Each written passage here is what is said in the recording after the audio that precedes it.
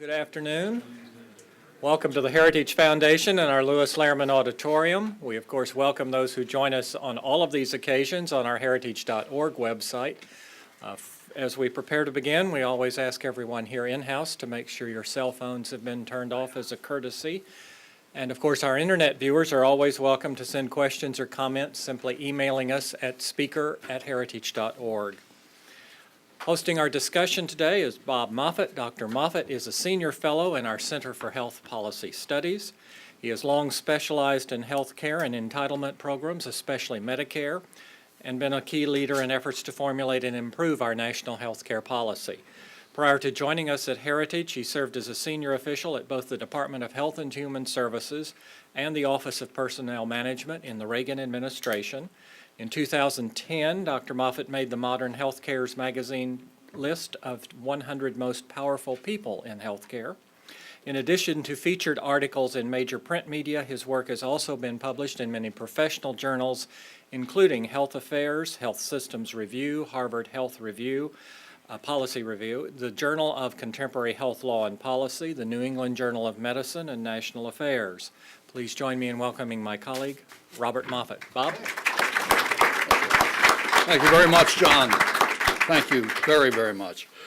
Ladies and gentlemen, welcome to the Heritage Foundation for what I hope will be a stimulating discussion. Official Washington is divided over a very, very simple but profound question.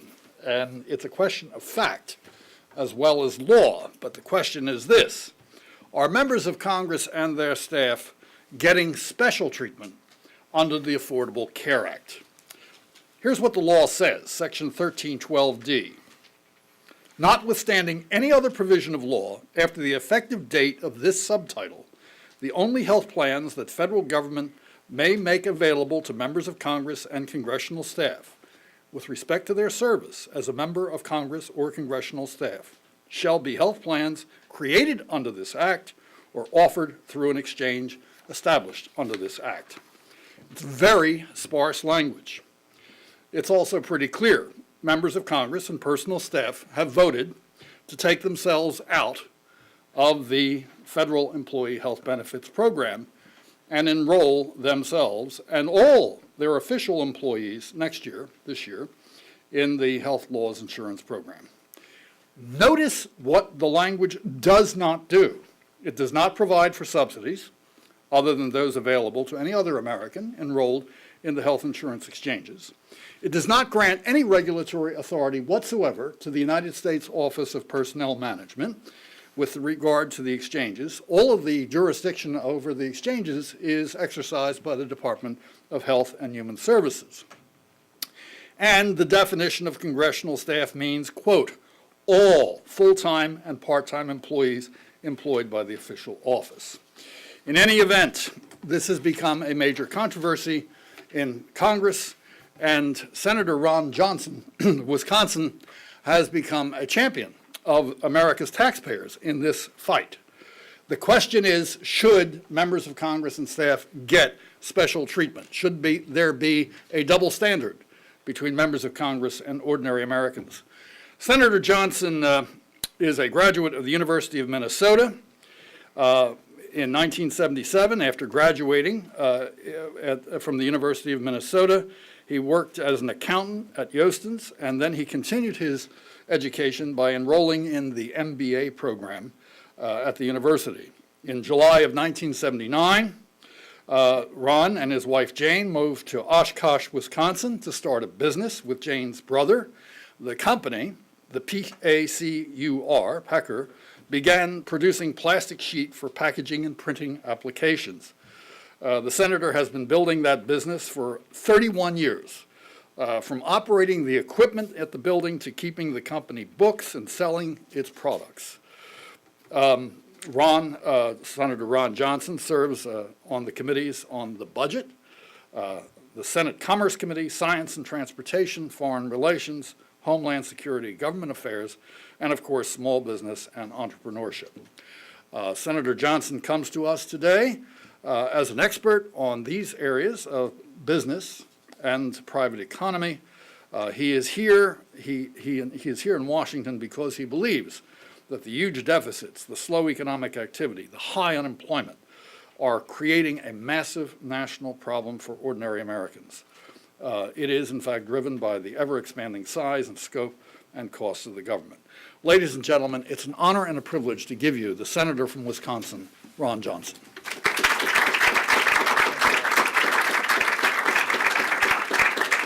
Well, thank you, Bob, and thank you all for coming here. I'm a bit of a fish out of water here. My background is in accounting, as Bob certainly mentioned, and I wouldn't exactly say I have the standard profile of a United States Senator. So let me just quick tell you a story to give you some feel for why I'm here, why this issue is so important to me.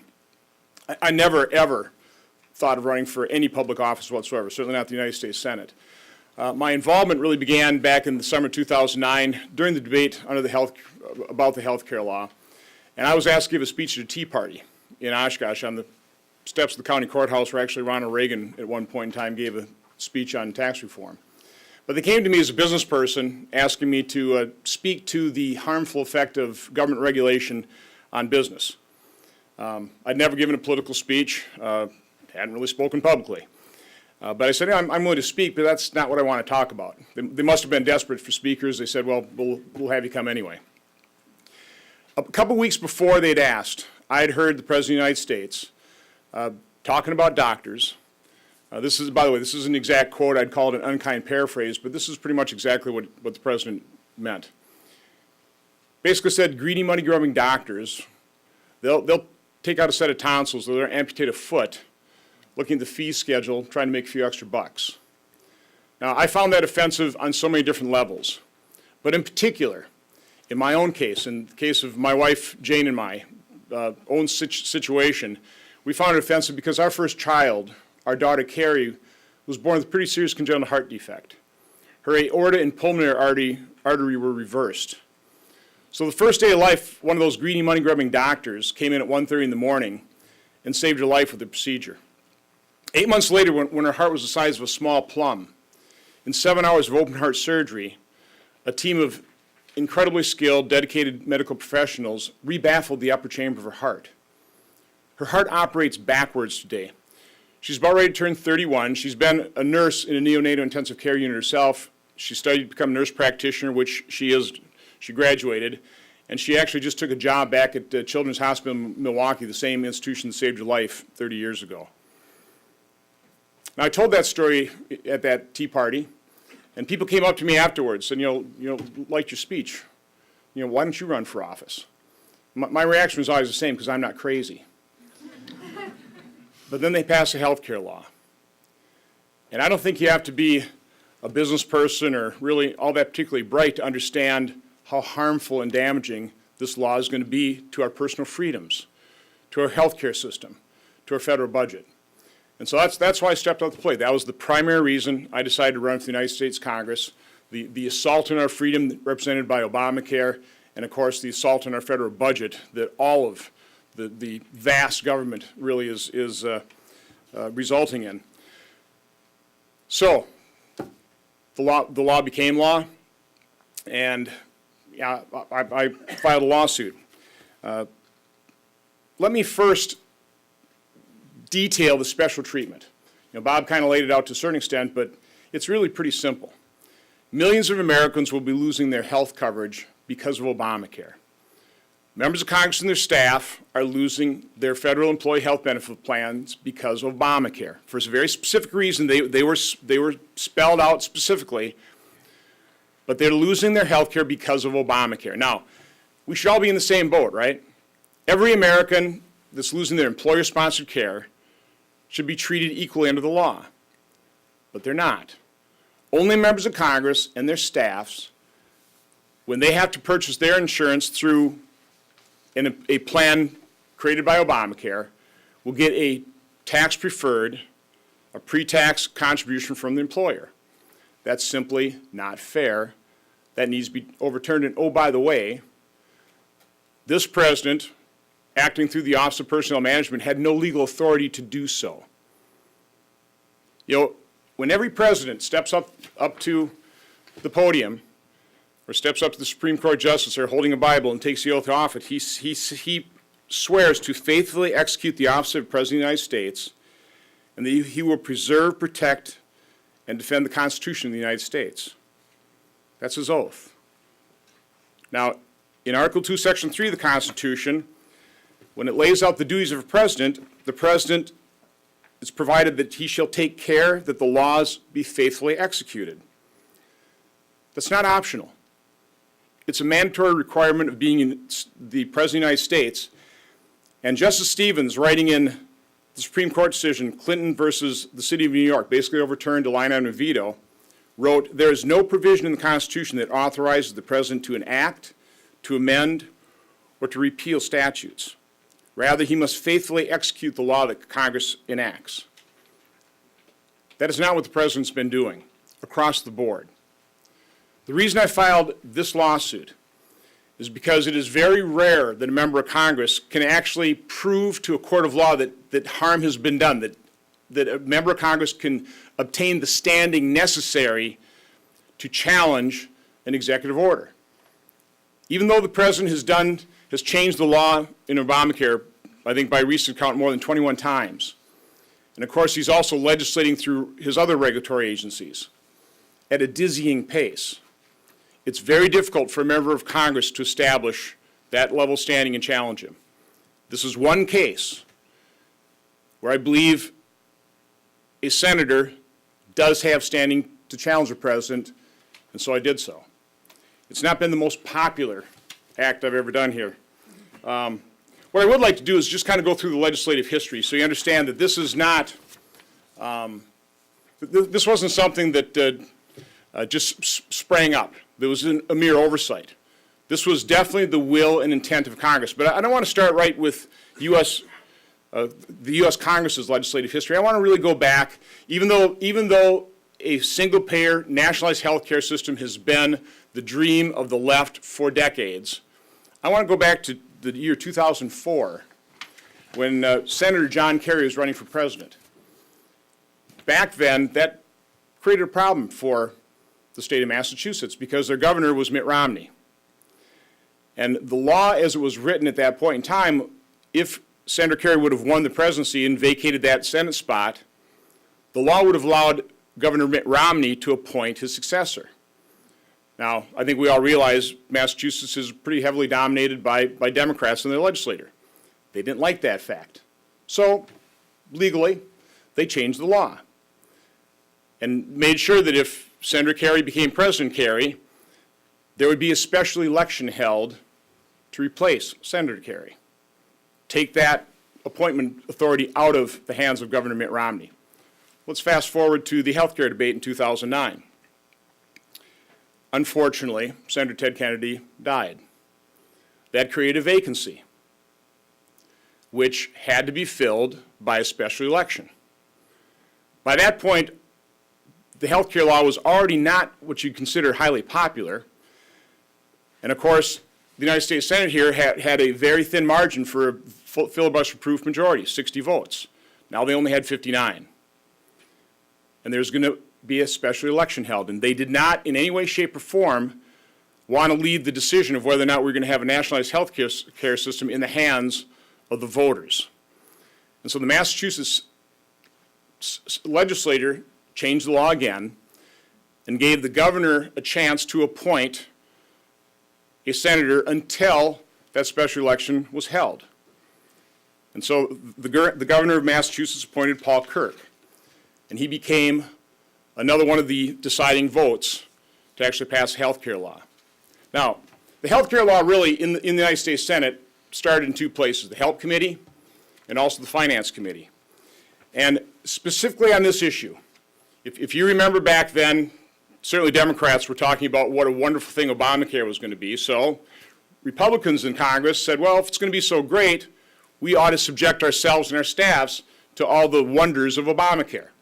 It was a pretty difficult argument for the Democrats to refute. And so in the Help Committee, Senator Tom Coburn, I want to get the dates right, on July 14th offered an amendment that was adopted by the narrowest of margins, 12 to 11, that required members of staff to enroll in one of the exchanges. that would be created by the law that the Health Committee was writing. On September 17th, the Affordable Health Choices Act passed out of the Health Committee on long party line votes. On September 29th, the Finance Committee was also working on their own version of a health care bill, and Senator Grassley proposed an amendment that would require members and their staff to allow the contribution that the government was already making to their health care plans to be used to provide assistance in providing health care. Now, one thing I always want to point out in terms of my lawsuit, I have no problems with employers making contributions to health care plans. I encourage it. I did it for myself for 31 years. That's not the problem. It's the special treatment. It's the tax preferences. Anyway, that amendment was adopted in the Senate Finance Law, which then passed through the committee on October 19th. Now, with the death of Senator Kennedy, they all of a sudden had to rush the health care law through passage before that special election would elect Senator Brown. And so, rather than take either one of those vehicles, Senator Harry Reid and I guess members of his staff somewhere in the Capitol cobbled together the health law and dropped it on the floor of the Senate on not 100% sure, but on November 18th, no, that wasn't, November 18th is when that bill was dropped on the floor of the Senate. On December 11th, about a month later, Senator Grassley introduced an amendment that also would have forced members of Congress and their staff to partake of Obamacare. That was already in there. But it also would have expanded it to members of the administration, political appointees. But it also allowed for the contribution that had been made by the federal government to be made when those plans were purchased through an exchange. Now, that amendment never received a vote because they had to rush this thing through passage. So on December 24th, Christmas Eve, I remember the date well, it's what kind of triggered the change in my life, the Patient Protection Affordable Care Act was passed through the Senate on a completely party line vote of 60 to 39, and Senator Paul Kirk from Massachusetts was one of all 60 senators to cast that deciding vote. Now, of course, the problem was that Scott Brown was elected, and now you didn't have a veto-proof majority. So the House was faced with a dilemma. The only way they knew they could ever pass the health care law was if they took up the Senate bill. In total, no changes. And so the House took that up on March 21st, and it passed on March 21st by a vote of 219 Democrats saying yes, 34 Democrats saying no, and every Republican House member, 178 of them, also voting no against that bill. Now, there were problems with the bill. So once they had it passed, now they could move toward a reconciliation package, try and fix some of the problems with the bill.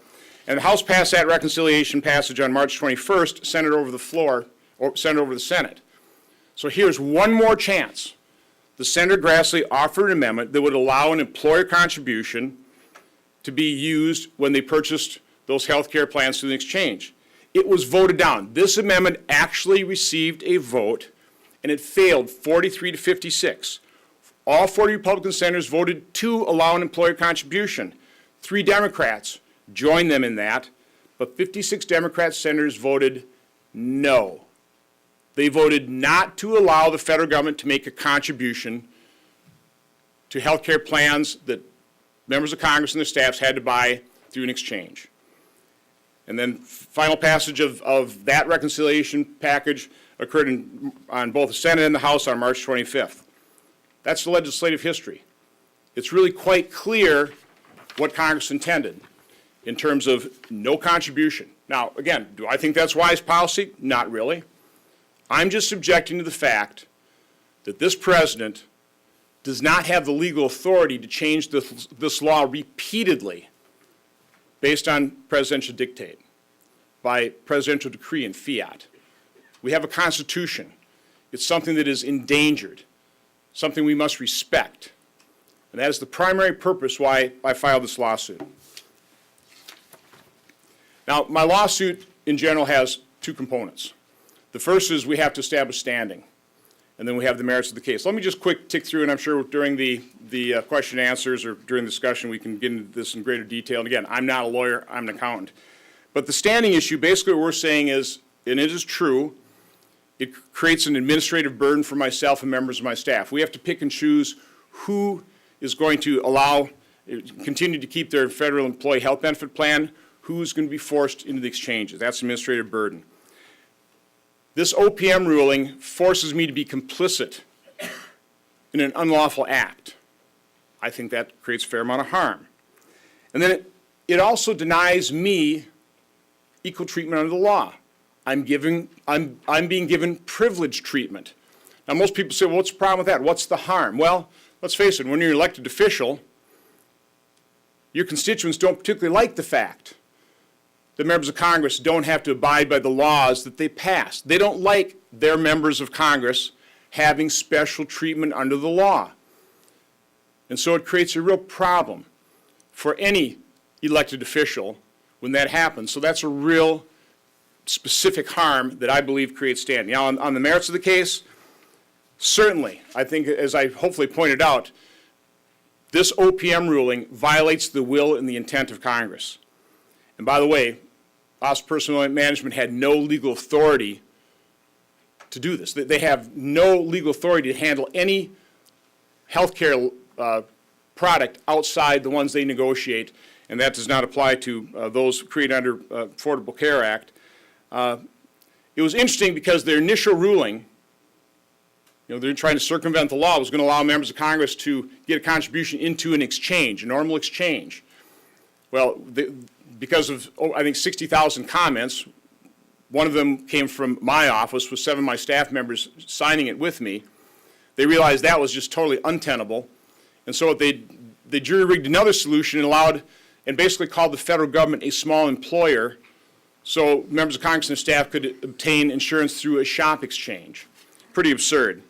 And then the final rationale is it violates the Administrative Procedures Act because that first ruling actually was published for comment, and then it was modified, and the modification, the legal term is it's not a logical outgrowth, and so there wasn't adequate notice of that final rule. So that's basically the case.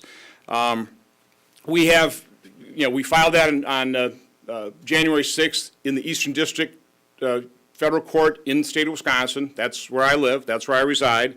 The Office of Personnel Management has responded, not to the merits of the case, just trying to knock out the case based on standing.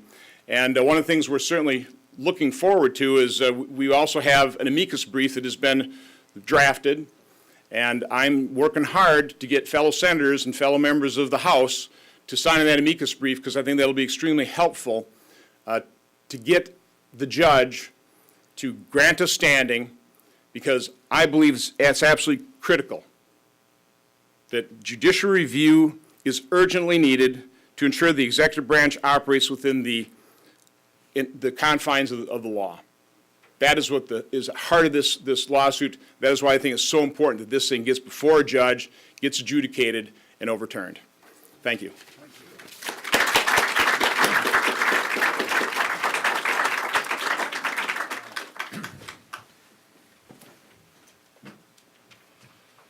Thank you very much, Senator.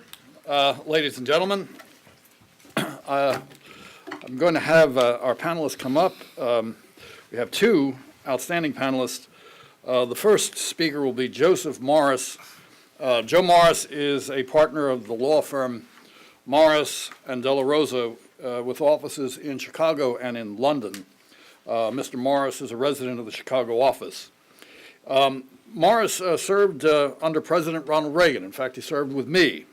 But he held several positions. He was Assistant Attorney General of the United States and Director of the Department of Justice Office of Liaison Services. He was the Attorney General's top assistant in charge of international affairs and of liaison with state and local prosecutors in law enforcement. He was also, and this is when I know Joe, he was General Counsel of the United States Office of Personnel Management, and was a negotiator on behalf of the Reagan administration for health plans in the Federal Employee Health Benefits Program, and is a national expert on that area of public policy.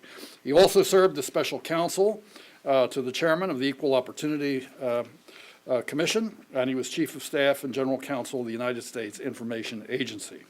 He is a national director of the American Conservative Union. He's a speaker and writer who's appeared on national and local television radio shows, including ABC's Good Morning America, NBC's Nightly News, Entertainment Tonight, CNN's Day Watch, and Crossfire. Joe is an alumnus of the College and the Law School of the University of Chicago.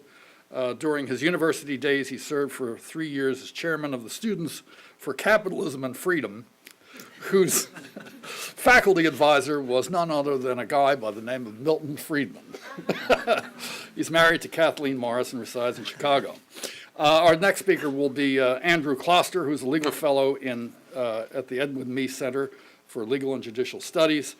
Before joining Heritage in 2013, Andrew was a fellow at the Philadelphia-based Foundation for Individual Rights and Education. The job there was to defend the First Amendment rights of college students and professors. He served on Capitol Hill. He's also the author of a number of law reviews, including the Stanford Law Review, the Journal of Transnational Law and Policy, and the George Mason University Civil Rights Law Journal. He's a graduate of New York University and holds his bachelor's degree from the University of Miami. Ladies and gentlemen, Mr. Joe Morris.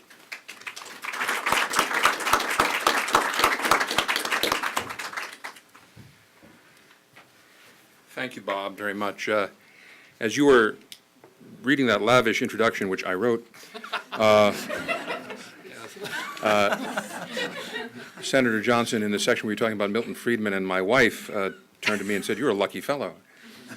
I was lucky. I worked for President Reagan and Ed Meese. I was the student of Milton Friedman, and I'm married to Kathy Morris, and thanks to the miracles of modern technology, my wife is present at her office desk via the Heritage website. She's watching us live stream right now.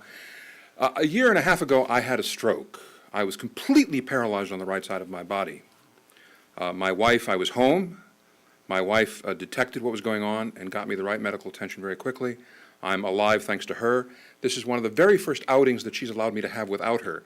So she's watching in part because of her interest in the subject matter, but in part she wants to see that I'm alive and well and standing here using the right side of my body, and here I am, dear. Thank you very much. I was not under Obamacare. I liked my doctor, so I kept him. I was able to keep him, and I had fabulous treatment, very quickly, very good treatment that we controlled because we were not under Obamacare. I'm from Illinois, which is right next to the state of Wisconsin. Unlike Wisconsin, however, where they try to get their governments recalled, we try to get our governors pardoned. It's a somewhat different environment. It's not easy. It's not easy being a conservative Republican in Illinois. I'm pretty well known to folks in the Obama administration, names like Axelrod and Emanuel. I went to college with Rahm Emanuel, for example. He was not a student of Milton Friedman's, although we were in the same school. But I assure you, had Obamacare existed, and I'd been in it at the time of my stroke, we would already be familiar with death panels, and I would have been #1 on the docket. So I'm alive and well because I like my doctor, and I did keep him. I am delighted to be here to have the chance to be with Senator Johnson and to support the attempt that he is making to subject not just Obamacare in general to judicial review, but to a really crucial challenge to the rule of law that is presented by Obamacare, not so much as it was passed. Nancy Pelosi rather famously or notoriously said, if you want to know what's in it, you have to pass it. It turns out that she meant that quite literally. You can't know what's in it simply by reading it, as John Roberts has clearly established. Merely reading the Affordable Care Act doesn't tell you what's in it. you have to pass it to understand what's in it, and I have a feeling that at the end of the day, passing in this Pelosi-esque sense will take on some urological significance. It's kind of like a kidney stone moving through the body politic, because this very painful challenge to the rule of law to which Senator Johnson has referred is precisely this question: what do you do when the unitary executive, when the President of the United States refuses to take seriously the constitutional mandate that is part of his responsibility to see that the law is faithfully executed? What do you do when the President of the United States usurps the role of Congress as not merely the implementer of law, but the maker of law? And this Obama-esque conception of what people in the field have come to call the administrative state, an outgrowth of the whole progressive movement that so poisoned the 20th century in American constitutional history, is now reaching a critical mass, where in this one statute we now have something on the area in the range of 200 areas, 200 provisions of this statute that Mr. Obama has modified using his cell phone and his pen, as he likes to say. That is to say, he has unilaterally changed the terms of an act of Congress, such that even if you know what Congress passed, you're not dealing with the law as it's actually being implemented. That is antithetical to the idea of the rule of law. That is antithetical to the very structure of the Madisonian Constitution, where liberty is protected precisely by the separation of powers. And where there is a usurpation across, in such gross terms, it goes across the lines, we are far, far, far removed from the analysis that the Supreme Court gave us after the steel seizure by Harry Truman, where the Supreme Court noted that the power of the President is at its highest, where the President is acting to the fullest extent of his authority under the Constitution and acting to the fullest extent of the authority given him by Congress by its express enactments. And the power of the President is at its weakest when he's acting unilaterally, in contravention of what Congress has done. We are in a situation now where millions and millions and millions of Americans are finding their lives affected by unilateral presidential acts undertaken at the very nadir of what ought to be in the constitutional system, the extent of the President's power. And that must be tested. That must be tested. And there is the act, there begins the act of courage by Senator Johnson and those aligned with him in bringing this test in the United States District Court for the Eastern District of Wisconsin. And mind you that the courage only begins with bringing the lawsuit. The courage includes facing up to the prospect of loss at the district court level. And it faces up, this courage requires being willing to risk loss at the level of the United States Court of Appeals. In this instance, it will be the Seventh Circuit, a very bright court, to be sure. But even if favorable decisions to Senator Johnson and the Commonweal, frankly the Republic, are reached in the district court and the Court of Appeals, this is a case that must get to the Supreme Court of the United States. It simply must. What has to be arbitrated here are those constitutional boundaries that protect the separation of powers between the authority of the executive and the authority of the Congress under the structure of the Constitution. And so to find a way to test those boundaries in a legal environment where the issues of standing are so dangerous, the rocks and shoals of the seas of standing are extremely dangerous. The courts, not desirous of insinuating themselves into what seem to be in so many cases political struggles, have created a lot of boundaries, a lot of impediments, a lot of obstacles. I'm sorry, that was me, my shoulder, my hand here against the microphone, have created a lot of impediments to sustaining actions on grounds of standing. And the price for that, part of the case and controversy theory of the jurisdiction of the Supreme Court, it has to be taken seriously. But part of the price of that is it often becomes very difficult to get a good executive-legislative conflict squarely in front of the courts. So Senator Johnson has done a real public service and no small act of courage, because the odds heavily favor the prospect. I say this as a lawyer accustomed to counting the counting the odds. No lawyer's ever safely predicted what any court will do. But counting the odds of what a district court or a United States Court of Appeals will do, there's an excellent chance that this is the kind of case that a plaintiff will lose at the district court level, at the trial court level, and at the first level of appeal. This is a case like civil rights cases, where when you're making a really important moral point against the headwinds of public opinion that for sad and sordid reasons seem to be unwilling to part with principles of justice and part with freedom in order to, attain some flimsy whisper of security, government benefit, get benefit of the government trough, willing to part with justice and liberty, to stand against the headwinds of that kind of public appetite, which seems to have supported so much of the Obama welfare and public spending agenda, takes real courage, because you may lose in the early going in the courts in order to get a serious stab at making the case in the forum where it really counts, which is the forum of the Supreme Court of the United States. So my hat's off to Senator Johnson, even for putting his name and his reputation on the line to bring the case, let alone to marshal the intellectual and other resources that have been and will continue to be supporting him in making that absolutely crucial case. Let me turn then very briefly, before I sit down again, Bob, to the OPM sides of this. I have published with some splendid people here at the Heritage Foundation 2 papers, one with the estimable Dr. Moffat himself and Ed Heiselmeyer, a paper that Heritage published. It's a backgrounder called Congress in the Obamacare Trap, No Easy Escape. And it analyzes exactly the congressional exemption, the congressional circumstances, the circumstances in which members of Congress and their staffs find themselves in the wake of the enactment of the Affordable Care Act and then the OPM rules. And then a second paper, which was recently published with Andrew Kloster, from whom you'll hear momentarily, another Heritage backgrounder, on ways in which to test the validity of what it is that the administration through OPM has done in this rule.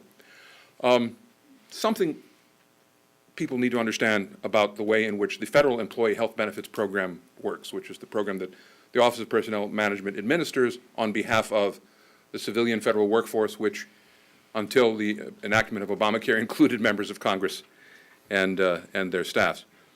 And two simple propositions. One is, every year the Office of Personnel Management contracts under the authority of Congress in Title V of the United States Code with providers of health benefits, health insurance, maintenance organizations, health plans of every description. And one of the virtues of this system, actually, it's really Dr. Moffat is an expert actually in it. It's been forward-looking for decades.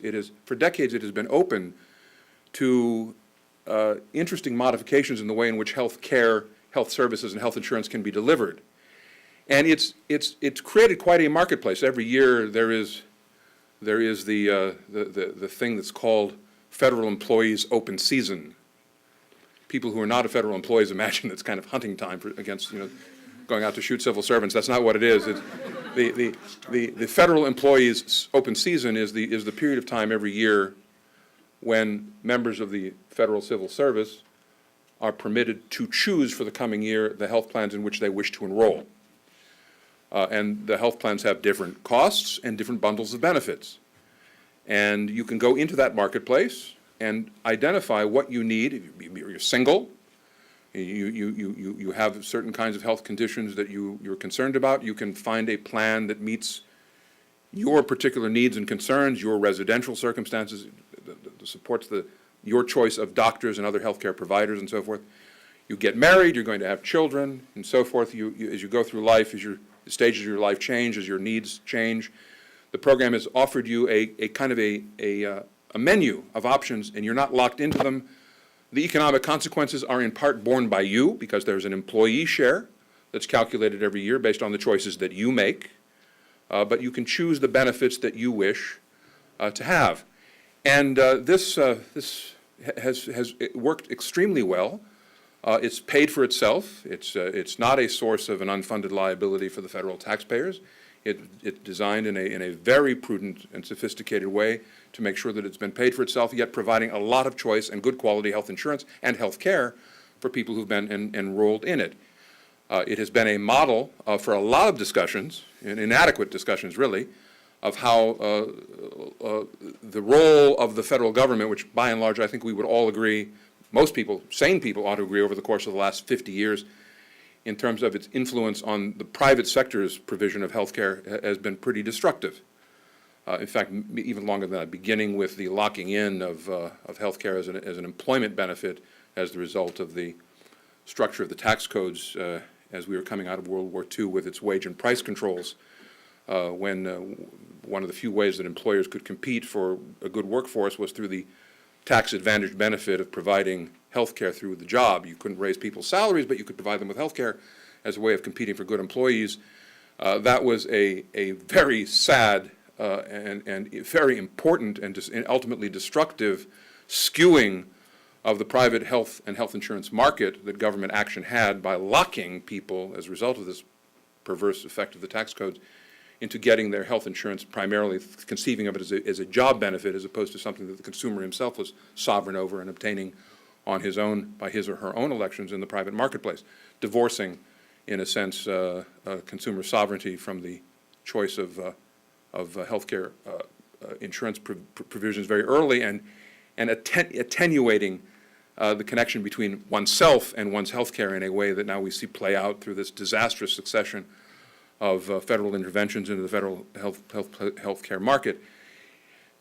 Some wise heads beginning in the 1990s, including Dr. Moffat here, began looking at the Federal Employees Health Benefits Program as a model for figuring out ways to wean the American people and the American private marketplace off the other disastrous interventions of the federal government into the healthcare provision business. And unfortunately, they were never adequately plumbed, and that's a shame. We've gone off the deep end in the opposite direction, which is going to be, I think, disastrous for the provision of health care to Americans for years to come if this goes unreversed. So a hallmark of the program was the annual negotiation of health care plans of a wide variety of sorts, creating a very interesting and diverse menu from which people were permitted to make choices, are permitted to make choices every year. As Bob Moffat has pointed out, I participated in negotiating hundreds of those plans every single year of the first term of the Reagan administration myself. And so OPM continued to do so. Now, those plans are paid for in part by a contribution made by the employing agency. The employing agency's contributions are paid into a health benefits fund that OPM manages. And every week or every 2 weeks, when there is a paycheck cut to the federal employee, including members of Congress, a deduction is made for the employee's share of that health benefit program, and that money is also sent off to the fund that's controlled by the Office of Personnel Management.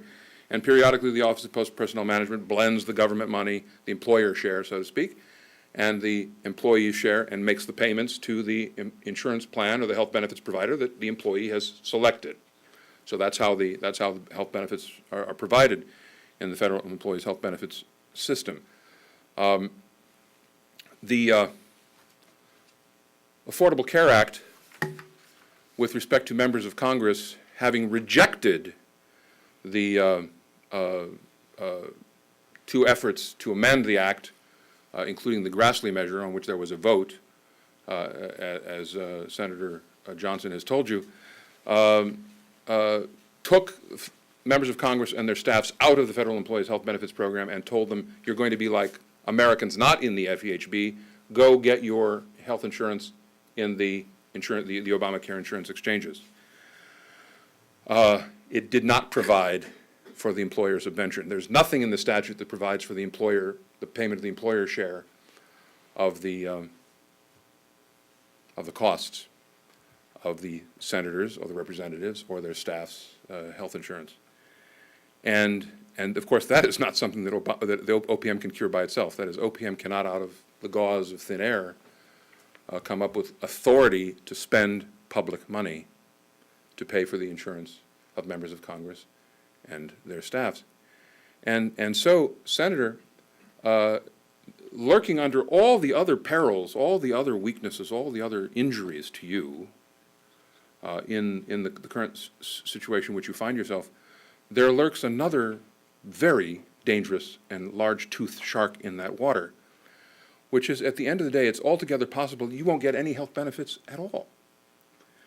Because you and your employer, I guess in this case the Secretary of the Senate, who's paying in the government share, and you yourself who are paying in your share of the money, the premiums for your health insurance choices, whatever they may be, to the OPM-controlled fund, you're paying that money in. It's coming out of your pocket. It's money you would take home, but it's going out of your pocket into the OPM fund to pay for your health insurance.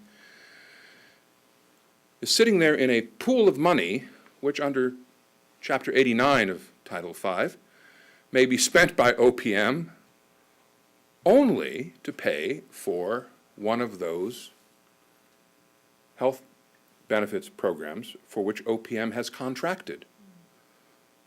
OPM has not contracted for any of the health benefits programs that are available to your staffs and you. So OPM has no authority whatsoever under a federal statute to pay for your health benefits programs. And you know, I suppose in the age of Obama we might as well ignore this too, but there is a rule in Article 1 of the Constitution that says no money shall be spent from the United States Treasury but by act of law, which act of law is usually thought to be Congress rather than the mind or the cell phone of the president.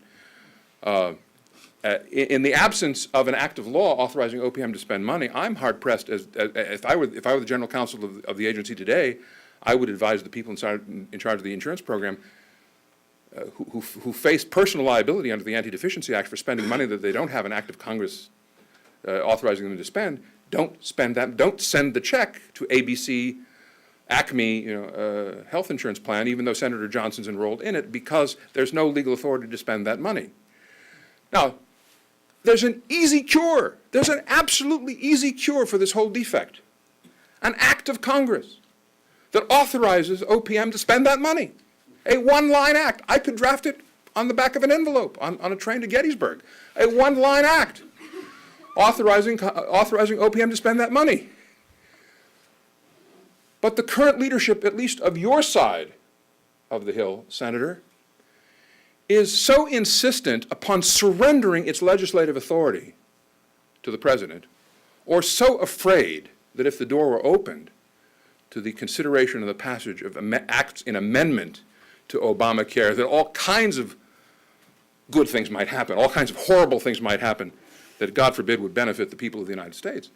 That one-line fix has not been enacted and will not be enacted because of that fear, at least until there's a change of control in Capitol Hill. So there's where we are, ladies and gentlemen. We are looking at an act of Congress that is not the law that's being enforced. The law that President Obama is enforcing, including enforcing on Senator Johnson and on Senator Johnson's staff, is not the law that Congress enacted. It has been amended without the authority of Congress. It could be cured by the authority of Congress, but the leaders will not attempt the cure. And so we are left in this wonderland, or never land, of gray areas compiled on gray areas of the law, crying out for the third branch to say, enough. The Constitution has a structure. It has pretty clear texts. Somebody needs to have the standing to stand up and say, wait a minute, the letter of the Constitution is being ignored. That someone who's trying to stand up and make that statement is Senator Johnson. I applaud him for it, and I hope the courts listen to him.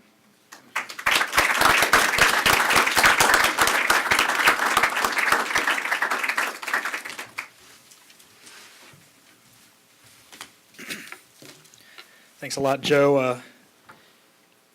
I'd be remiss, I think, if I also didn't thank the senator for his leadership on this issue, but also the entire Wisconsin contingent, Rick Essenberg at Wisconsin Institute for Law and Liberty, who's your counsel, and obviously also Paul Clement, who's sort of waiting in the wings. We'll see where this goes. So I guess I'm going to keep this short because I know we'd like to get to questions. But let me just draw a roadmap for you as far as what happened here, just in case, because it's sort of in the weeds and it's a difficult subject to get your head around. Basically, we have the previous system where senators, members of Congress and their staff were on a system. Obamacare changed all that. But you had members of Congress and their staff who were worried, and that threatened to have an amendment to the law, which would have proved that Obamacare could be amended in Congress, and the president didn't want that, so he had to do it by regulation, by regulatory fiat. So then we have an illegal payout, and the question is, how can you stop that illegal payout? And the answer is it's very, very difficult. Our Constitution, when the framers structured our government, they set up 3 branches of government, and each of those branches had sort of separate responsibilities, and they were intended to check each other. Article 3 governs the powers of the federal court, and Article 3, Section 2 specifically lists 9 categories of cases or controversies over which the federal courts have power. This is important for separation of powers because the federal courts cannot just make declarations about policy. They actually have to wait for someone to sue or prosecute, and things need to end up in the federal courts in sort of an adversarial method. Back in 1793, actually, this was first tested when then Secretary of State Thomas Jefferson wrote a letter to the Supreme Court. There was a neutrality crisis, and the United States didn't know how to sort of navigate the legal waters involving a dispute between Great Britain and France. And Secretary of State Thomas Jefferson wrote to the Supreme Court and said, "Gosh, Supreme Court, tell us what to do here." And the Supreme Court wrote back and said, "We don't issue advisory opinions. We have to wait for a case or controversy." And that was sort of the beginning of standing doctrine in Article 3 jurisprudence. Why is this important? Well, standing is important because it protects separation of powers, conserves judicial resources, and makes decisions of courts better by crystallizing them in the adversarial process. It also stops the courts from proactively selecting constitutional matters on which to rule. So what does this have to do with this case? Well, essentially that it's really hard to sue in federal court when you're getting a freebie.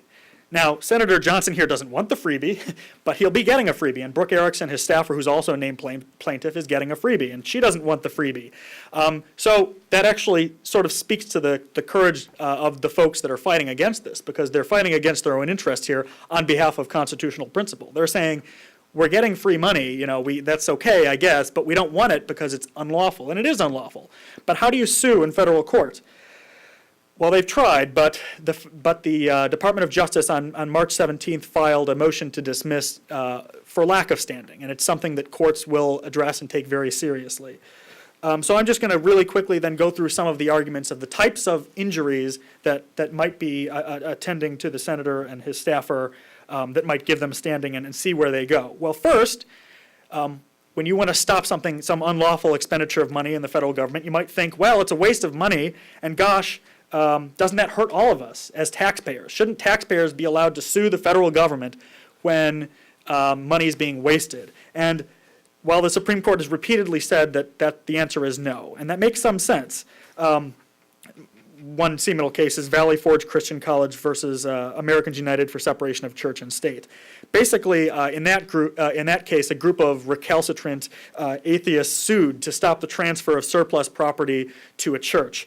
And they said that this will, quote, deprive us of fair and constitutional use of our tax dollars.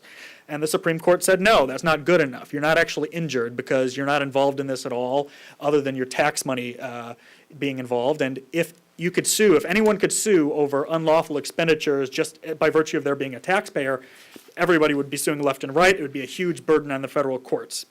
So that doesn't work. Well, here's another question. Well, don't we all have an interest in the law being followed?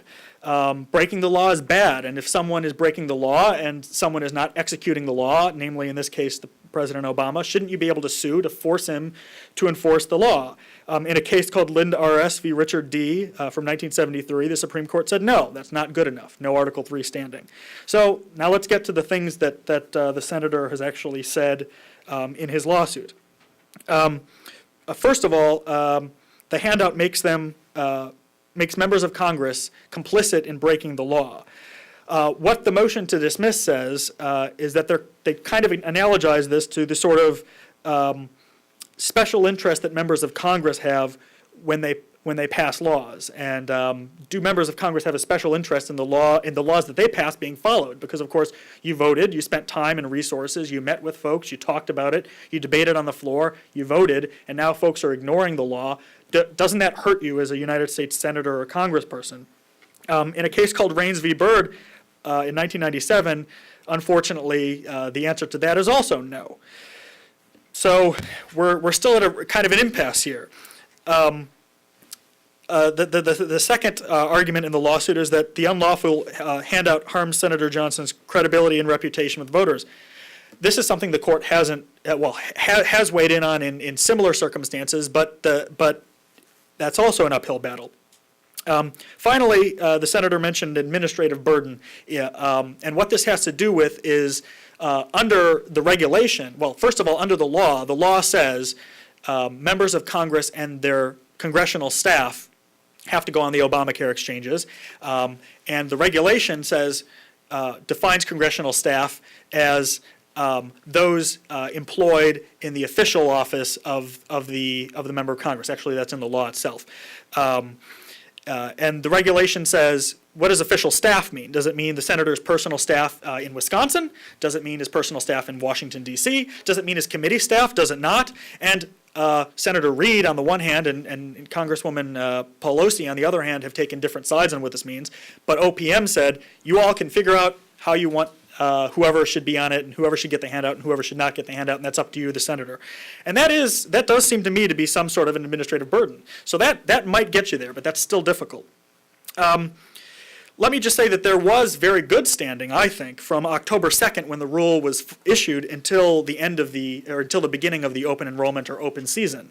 Why is that? Well, once the rule was issued last year, there were folks who were kind of plugged into their FEHB program who were not able to get off of the program until they could go through open enrollment. So at least for that few-month window, they were stuck between a rock and a hard place. But since the start of the new year, anyone who's on the Obamacare exchanges and getting the handout who's sort of enrolled in the FEHBP, it's not clear, they're sort of on there voluntarily. So that's that seems to not quite be an injury. So this is all very, very difficult, but the main, I guess, point here is that as Joe mentioned and as the senator mentioned, this is an extremely important case.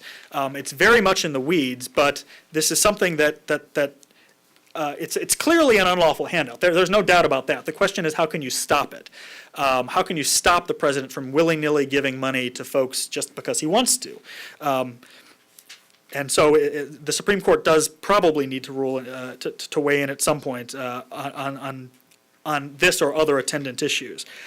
But let me just say, the case is going to be decided at some point on the merits.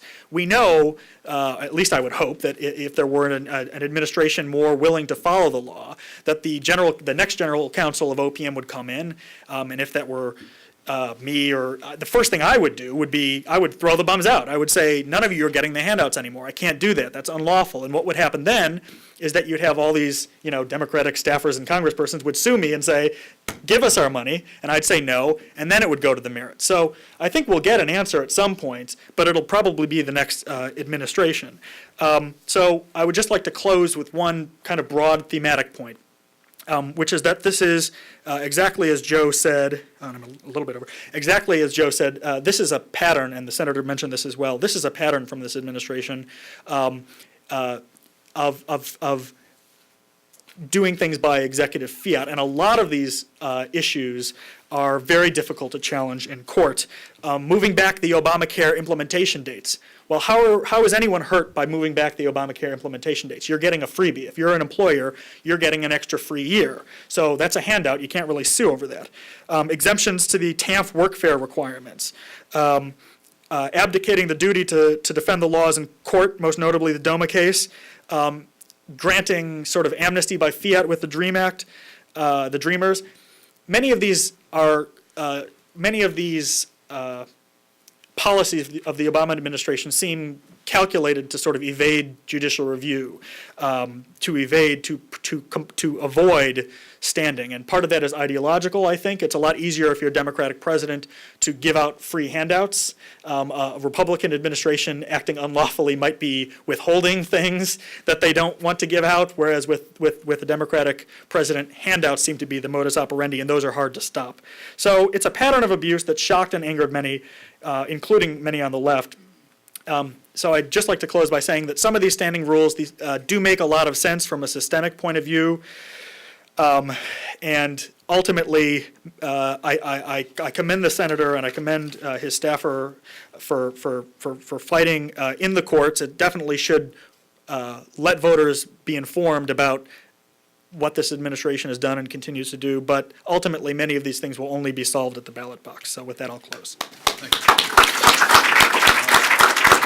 Okay, ladies and gentlemen, please, ask the questions, identify yourself, and also direct your questions to one of the panelists. Yes, sir. Excuse me, my name is Joel Mandelman. I'm working with Kurt Levy at the Committee for Justice. We're filing an amicus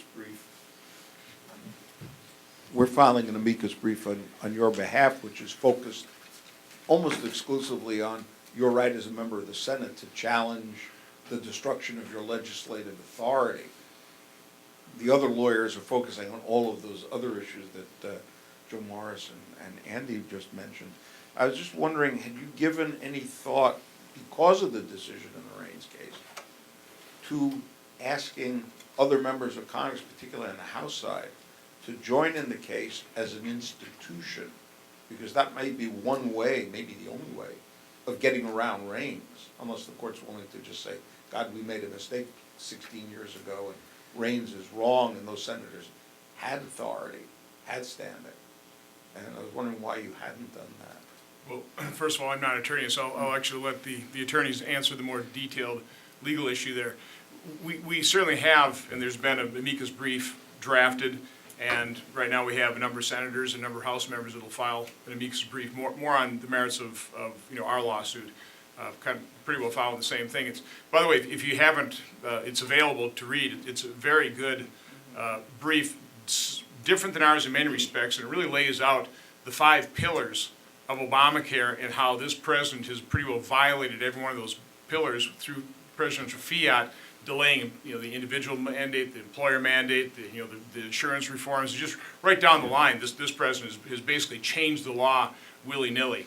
And so it's, if for no other reason, just read the amicus brief. It's very good in terms of being instructional from that standpoint. But again, we're hoping we have a very large number of Republican House members and Republican Senate members filing that amicus brief, and certainly welcome any amicus brief.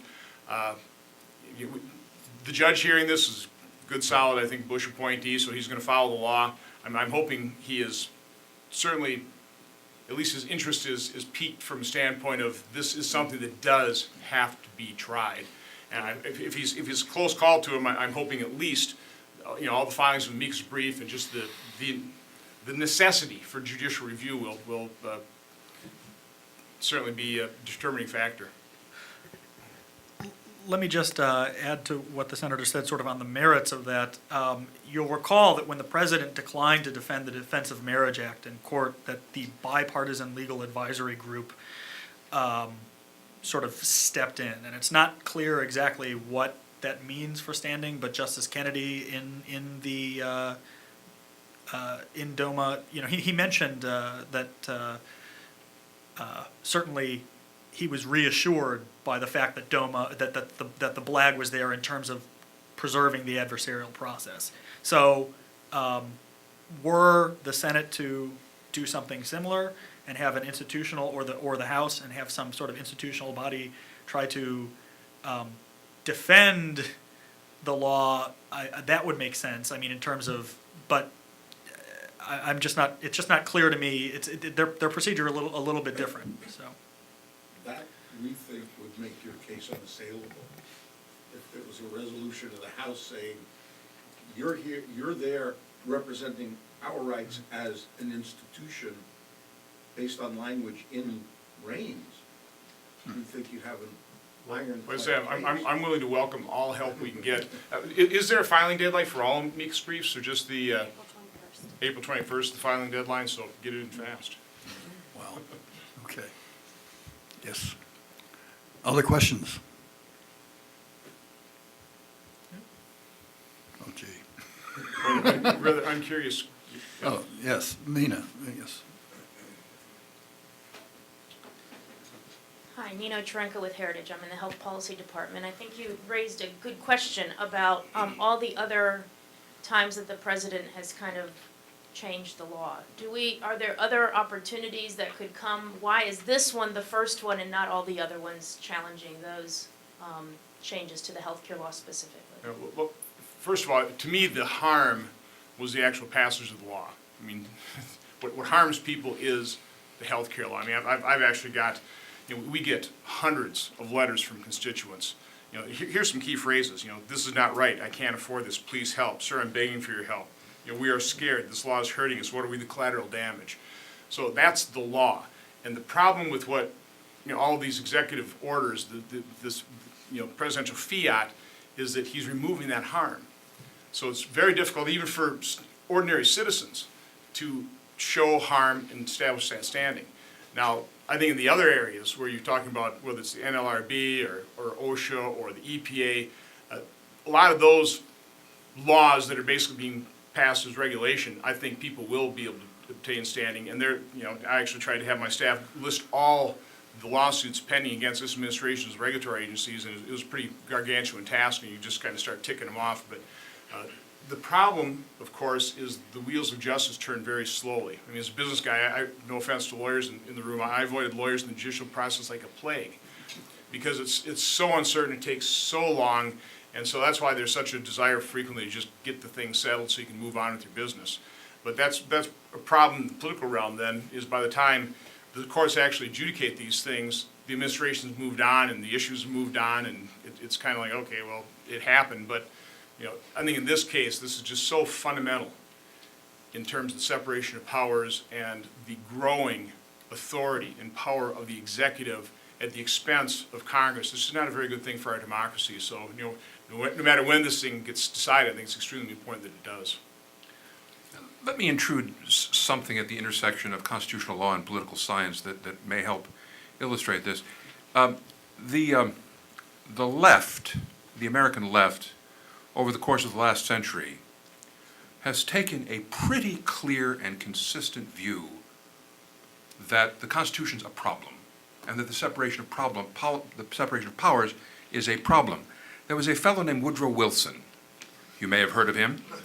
Eventually actually became President of the United States, but really came to national consciousness as the author, as a professor at Princeton University, of a book called Congressional Government. The book called Congressional Government was not in praise of Congress. Congressional government was the problem. The problem was the separation of powers system that kept the president and the president's experts from being able to manage the life of the country and people in the country. And the vision of Wilson was that the Madisonian Constitution needed to be shelved. It needed to be, quote unquote, reformed. We need to find a way to permit people who really understand things, experts, to be marshaled behind somebody with power, the president, and get their fingers into the processes of government, into people's lives, to make people's lives better, even when that's not what they want, even when they don't know what they want. But the last thing you want is for the people's elected representatives who respond to who knows what kinds of thoughts. They're merely congressmen or merely senators. They're not experts. They're people, representatives of the people. They're not experts. They need to be sidestepped. And except for a brief blip 40 years ago, in the age of Richard Nixon, when the massive increase in executive power that came after the assassination of President Kennedy, well, in the wake of the Roosevelt New Deal, the start of the Cold War and national security government under Harry Truman, and then the big expansion into the domestic field under Lyndon Johnson, the power of the president was huge. And then suddenly that big, fat, ripe apple fell in the hands of a despicable Republican, Richard Nixon. And suddenly, the left began to cower, and you had people like Raoul Berger writing about the imperial presidency. A few people on the left thinking, you know, we need to hem in the powers of the president. Except for that little blip. By and large, the view of the left has been consistent. Mr. Obama is on exactly the right track. Congress is the problem. The separation of powers is the problem. Due process is the problem. There is a human need in the phrase of the old phrase, by any means necessary.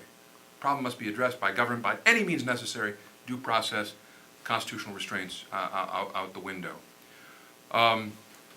When it comes into grabbing power across constitutional lines, the left and Democrats are experts. Republicans feel terribly constrained. When we think of limited government, we often think of the model of judicial restraint, meaning don't take recourse to Article 3. Let the political branches sort things out. That's not really, I think, what judicial restraint means. Judicial restraint is not a license to the political branches to do whatever at the end of the power struggle is left standing. I think the essence of judicial restraint is to subjecting the exercise of power to the limits of the Constitution, and we need to get over our fear of asking the courts to be, in John Roberts' phrase, umpires. Sometimes the umpire has to make a call. It is an umpiring call, but it's an umpiring call that decides the game. If the president is striking out, the umpire needs to say so. And when we need to overcome a little bit of shyness about asking the judiciary to be active in limiting the powers of government.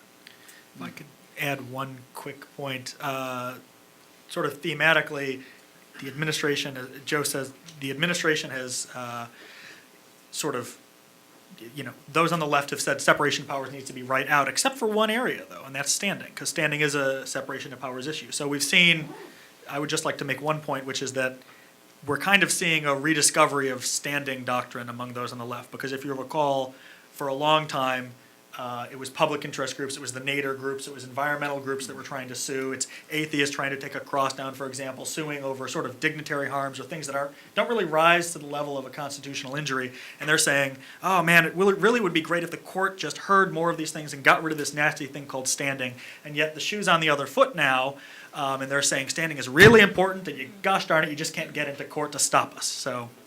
So before we leave this point, I have a question for Andrew, because you made a statement that certainly interested me.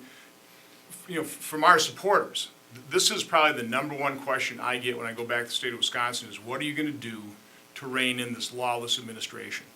I haven't heard it from the left, but you made the comment that there are a number of people on the left that are also alarmed by this executive overreach. Who would those people be?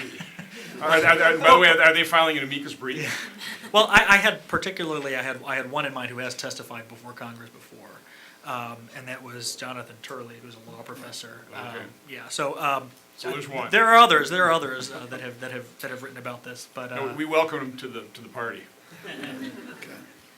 Yes. Andrew. Thank you, Senator, for being here. I'm a law student at Georgetown. I have a question for all of you, but especially for the lawyers. The point about the administrative burden, using that as an element for standing, it seems to me like that's a pretty good one, because there's an economic harm that's suffered. It's not just people's time; it's people's time that costs money that the senator's staff has to pay for, but also maybe the individual staffers who are. It's not a normal corporate burden that they have to bear. It's their individuals. Did they ever have to hire a tax planner before or a lawyer before to help them to figure out those things?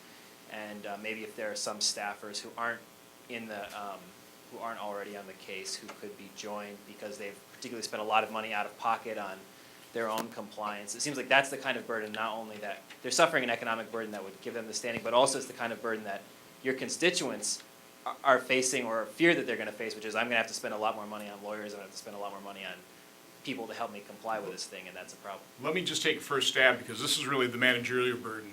If you've ever managed people, you want to be as fair as possible to the people that work with you. And so now all of a sudden I'm being placed, and members of my staff are being put in the position of having to pick and choose. And particularly in light of the fact that you have other offices picking and choosing nobody's personal staff, we're gonna let them all keep their federal employee health benefit plan. So, in my office, we're trying to follow the law as it's written. But other, again, and of course, it's subject to interpretation. It's not a real fun task. I mean, I would much rather have something laid out where it's just black and white, it's not my fault that you're getting, but I'm having to choose. So I would argue really pretty strenuously that that is a managerial burden that I'm certainly feeling, and I think members of my staff who are involved in that process also feel, irrespective of the costs and the time and everything else. Just that, let's call it emotional burden, is real. In an era when the costs of government are measured in billions, merging into trillions of dollars, it's hard to remember that the law really does care about principles, and there's the peppercorn theory of value with which law students, I hope, still become familiar in first-year contracts class, where something of the mere value of a peppercorn can still be significant enough to compel a decision of principle by a court, even if the financial cost of the decision is by the lights of people who will spend $1 billion, at least in the sneeze, that there is any kind of cost or burden at all puts the principle that is at stake squarely before the court in a real case or controversy. This was certainly, had to have been part of the calculus for the other half of the less remembered half of Chief Justice Roberts' decision for the court in the last year's Affordable Care Act case. We all remember the fee becoming justified as a tax.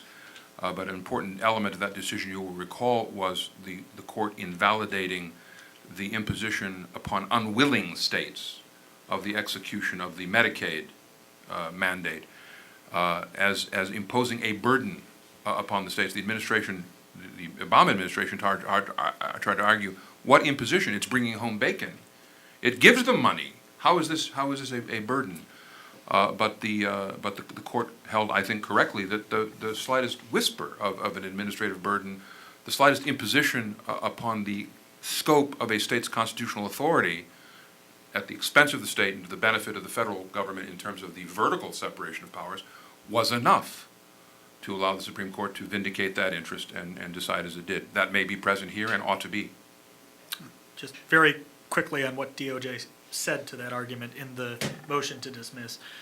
They said, number one, that the senator doesn't have to do anything. He doesn't have to designate anyone at all. So he doesn't have to do anything. He's not injured. That's interesting because then that means perhaps that no one here has a statutory right to the benefits. So maybe no one can. If and when the senator got sued for not declaring anyone, I would imagine that the shoe would be on the other foot very quickly. But also, second of all, they said that that injury, that administrative burden, is only with respect to making the decision how to designate folks, and that wouldn't affect the rest of the rule. So they said, oh, it just means that maybe we'll have to decide for him, but we can still make the handouts, for example. So. Over there. Ed Heiselmeyer with Heritage. This is to our lawyer friends, and the second part, I think, particularly to Joe, but following up on this discussion of this sort of peppercorn, in the case of the, Florida v. Sebelius with the Medicaid issue, one of the things that was a cost to the states is that the federal government was only reimbursing benefit costs, not administrative costs. And so the states did incur significant administrative costs, to your peppercorn theory. In that regard, I can think of two areas where maybe not the senator, but someone else might have standing. The first would be a staffer who is fairly low paid, maybe part-time. And that individual, if the law was applied as enacted, would no longer be an FEHBP, but would get their coverage on the exchange, but would, by implication, since they no longer had employer-provided insurance, be eligible for exchange subsidies, which, in the case of that individual, could exceed their FEHBP contribution. Thus, if they, through this illegal act, are back on the exchange, but through only getting an FEHBP contribution, could argue that they are disadvantaged by this illegal act. So that's the first point. The second point that's more specific for Joe is the issue of federal employees and the trust fund issue for FEHBP contributions. Could a federal employee argue that the trust fund payments are being illegally diverted, and thus the remaining federal employees still in FEHBP would be harmed? That's a fabulous question. My answer to your first question is yes. Brilliantly said, I have nothing to add. The answer to the second question is, of course, it's, at the end of the day, OPM does keep a reserve. Part of the employer and employee shares are paid in to create a reserve. And yes, that reserve is diminished if there's a need to draw down the funds. But if my theory is correct and there's no OPM authority to spend the money on behalf of an Affordable Care Act exchange insurance contract, which is not an OPM FEHB contract, money is being paid in and building up in the reserves, which are probably not available to meet the purposes for which the reserves are built. So the question you're asking is a non-congressional employee, is an employee of the Bureau of Standards in the Department of Commerce somehow injured by this? I suppose if there were a run on the reserves and the reserves weren't there, but that's getting to be pretty attenuated in a hypothetical circumstance that we haven't seen happen. I wouldn't bank on that one. And I certainly wouldn't bank on finding an employee of the executive branch who was willing to bring that lawsuit. Well, I think we're out of time. Ladies and gentlemen, give our panel a hand.